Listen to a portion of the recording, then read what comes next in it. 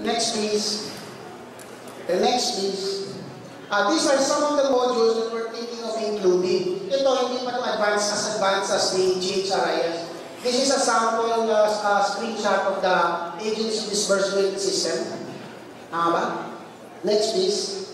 This is a sample of the national budget execution system. We're trying to rush it so that next year, ang budget call natin wala ng papel. Pupunta ko kayo sa web, doon mo ilalagay ang budget. So next year, the budget call will be done on the web. So natatrack nyo kung anong ginagalaw ni BBM. Pagkatapos, matatrack nyo kung anong ginalaw ng Presidente. Pagkatapos, matatrack nyo kung anong ginalaw ng Congress at kung anong ginalaw ng Senado. Next please. This is the agency budget execution module. These modules will be different kasi darating yung consultant dito because we need to now do our sequencing. We were a bit aggressive. They wanted to make sure that when we do this, we need to do this right. And they think that we need to harmonize our chart of accounts first before we do it. Okay, next please. This is the agency accounting system. Okay. You will all have a unified accounting system. Hindi na ho kayo hihinga ng accounting report ni COA kasi i-extract na lang ni COA lahat ng accounting reports.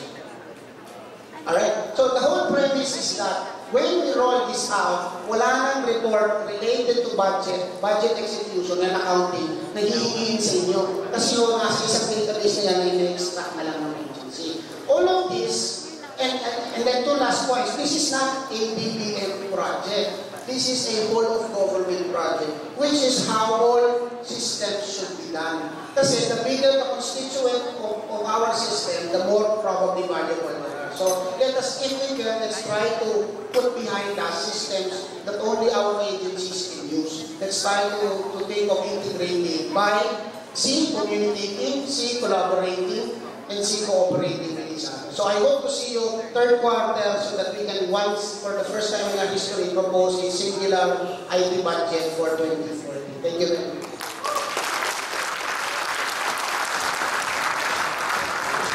Next please.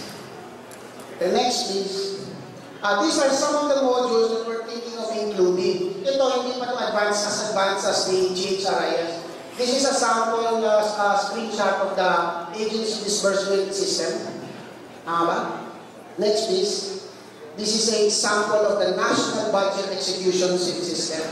We're trying to rush it so that next year, ang budget call natin wala ng papel. Pupunta ko kayo sa web, doon mo ilalagay ang budget. So next year, the budget call will be done on the web. So natatrack nyo kung anong ginagalaw ni BBM. Pagkatapos, matatrack nyo kung anong ginalaw ng Presidente. Pagkatapos, matatrack nyo kung anong ginalaw ng Congress at kung anong ginalaw ng Senado. Next please.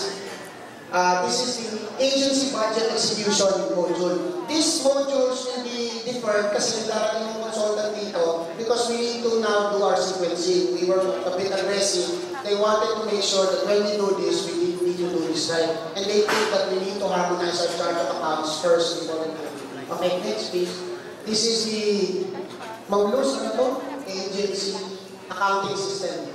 Okay. You will all have a unified accounting system. Hindi na ho kayo hihinga ng accounting report ni COA kasi i-extract na lang ni COA lahat ng accounting reports. Alright? So the whole premise is that when we roll this out, wala nang report related to budget execution and accounting na hihingiin sa inyo kasi yung nasa isang database na yan na i-extract na lang ng agency. All of this, and then two last points, this is not a BBM project. This is a whole of government project, which is how all systems should be done. Kasi the bigger the constituent of our system, the more probably valuable they are. So let us, if we can, let's try to put behind us systems that only our agencies can use. Let's try to think of integrating by C, communicating, C, collaborating, and C, cooperating with each other. So I hope to see you third quarter so that we can once, for the first time in our history, propose a singular IT budget for 2040. Thank you very much.